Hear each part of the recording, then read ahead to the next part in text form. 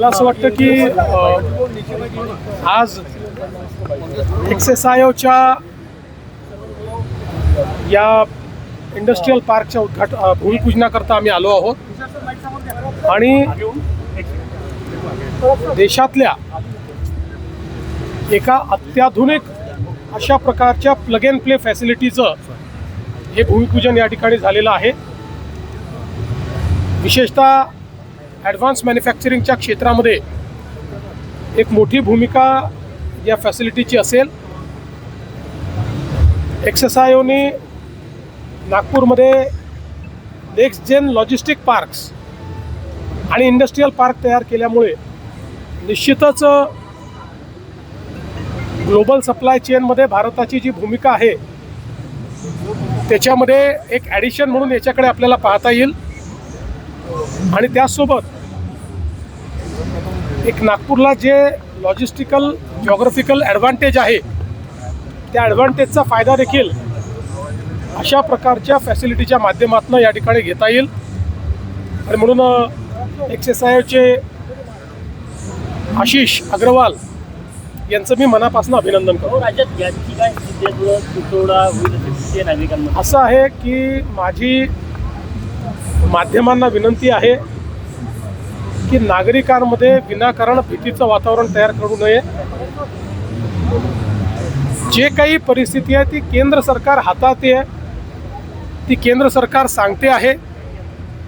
विनाकारण वेगवेगळ्या बातम्या दाखवून हे घडणार ते घडणार ते घडणार असं सांगून नागरिकांच्या मनामध्ये भीती आणि संभ्रम तयार करणं हे देशाच्या आणि समाजाच्या हितात नाही. आणि काल हेच केंद्र सरकारने देखील स्पष्टपणे सांगितलेलं आहे. बजेटमध्ये नागपूर आणि विदर्भाला भरभरून मिळालेलं आहे. मेट्रो असो किंवा इतर इन्फ्रास्ट्रक्चर कालच्या बजेटमध्ये महाराष्ट्रालाच भरभरून मिळालेलं आहे. आणि मग महाराष्ट्राला जेव्हा भरभरून मिळेल तेव्हा विदर्भ कसा मागे राहील. त्यामुळे विदर्भाला आणि महाराष्ट्राला आणि मला असं वाटतं की अनेक गोष्टी असतील पण विदर्भाकरता सगळ्यात मोठा गेम चेंजरचा प्रकल्प हा वैनगंगा नळगंगा इरिगेशन प्रोजेक्ट जो आत्तापर्यंतच्या आपल्या इतिहासातला सगळ्यात मोठा नदीजोड प्रकल्प आहे.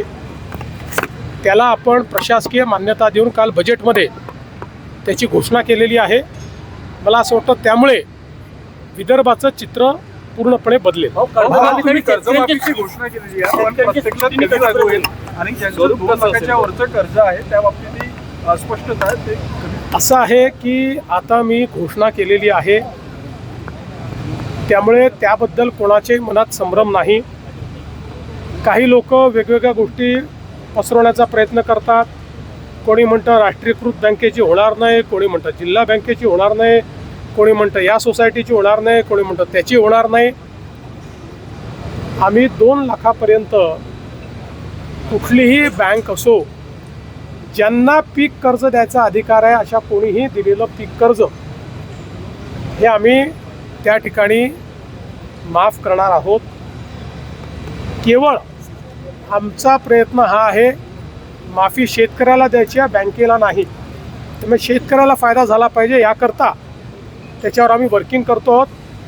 आम्ही यापूर्वीच सांगितलेलं आहे की 30 जूनच्या आधी आपण कर्जमाफी करणार आहोत. त्यामुळे आता बजेटमध्ये ती आली असल्यामुळे आता पुढच्या कारवाईला सुरू होईल. कमिटी याच्यावर काम करते. कमिटी बाकी सगळ्या गोष्टी या ठिकाणी सांगेल.